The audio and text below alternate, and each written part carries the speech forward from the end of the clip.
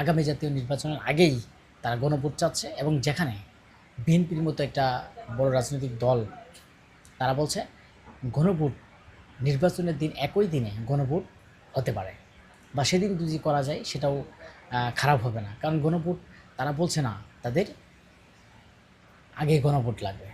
তিনি ওই সময় একটা কথা বলেছেন যে বিএনপিকে মানুষ এখন চায় না, বা তারা ডাকসু রাকসু জাকসু যেতগুলাই আছে সবগুলোতে তাদের বিপুল পরিমাণ জয় হয়েছে, এবং তারা জয় হয়ে তাদের একটা মনের ভিতরে এই চলে আসছে যে ডাকসু রাকসু জাকসু সব জায়গায় যখন তারা জয় হয়েছে, তারা ভাবছে যে আগামী সংসদ নির্বাচনেও তারা সরকার গঠন করবে। এখন কথা হচ্ছে যে জনগণ চায় না, এই জাকসু রাকসু থেকে জনগণের আপনাদেরকে চাইলেও সারা বাংলাদেশের মানুষ আপনাদেরকে চায় না, এটা চাই কি না এটা বুঝতে হবে। কারণ আপনারা দেখেন, আমরা একটা কথাই বারবার বলেছি যে বাংলাদেশে যে নির্বাচন, সেই নির্বাচনে রাকসু জাকসুর সাথে কোনো সম্পর্ক নাই, কারণ এই নির্বাচনের সাথে মানুষের তেমন একটা সম্পর্ক নাই সাধারণ মানুষের জাতীয় নির্বাচনের। আপনি দেখেন জামাতকে 300 আসনে প্রার্থী দেওয়ার মতো যোগ্যতা নাই। হ্যাঁ, আপনারা বলতে পারেন যে জামাত 300 আসনে প্রার্থী দিতে পারবে, 300 আসনে যে কোনো মানুষই প্রার্থী দিতে পারবে, কিন্তু সেখানে জিতে আসবে কি না। আমি অনেক জায়গায় দেখেছি যে যেখানে জামাতের কোনো প্রার্থীকেই চিনে না, এমন একটা পর্যায়ে। তাহলে এই যে তারা এই ঢাকা বসে থাকা ঢাকায় কিছু ঢাকার ভোট তারা অবশ্যই বেশি পেতে পারে, কিন্তু ঢাকা এবং গ্রামের মধ্যে অনেক তফাৎ রয়েছে আমরা যেটা দেখছি। এখন কথা হচ্ছে যে গণভোট যে প্রয়োজন, গণভোট ছাড়া গণভোট নির্বাচনের দিন হলে কী হবে। আমরা মনে করি যে যে কোনো সরকার আসুক, গণভোট যদি আপনাদের প্রতি স্বীকৃতি দেয় এবং আপনাদের দাবি যদি মানে, তাহলে সেই সংসদে তো সেটা প্রতিনিধিত্ব করা যাবে এবং সংসদে তো সেটা করা যাবে। আর সংসদে যারা যাবে তারাও তো জনগণের ভোটেই যাবে, তারা তো আর এমনিই চলে যাবে না। এটা তো আগের নির্বাচন না। নির্বাচন কমিশনার বলেছে না 2014 নির্বাচন, 24-এর নির্বাচন, 18-র নির্বাচন, এটা না, এটা হবে একটু সুষ্ঠু সুন্দর নির্বাচন।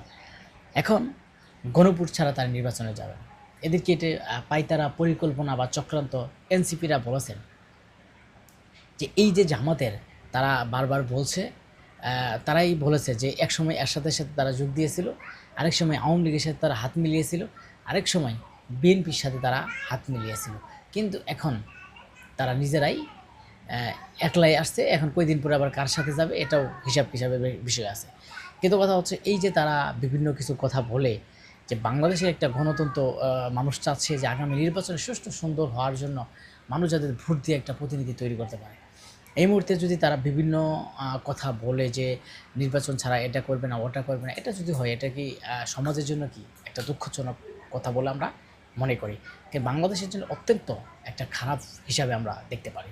কেননা আগামী জাতীয় নির্বাচন কিন্তু সুষ্ঠু করার সম্ভাবনা নাই। কেন নাই?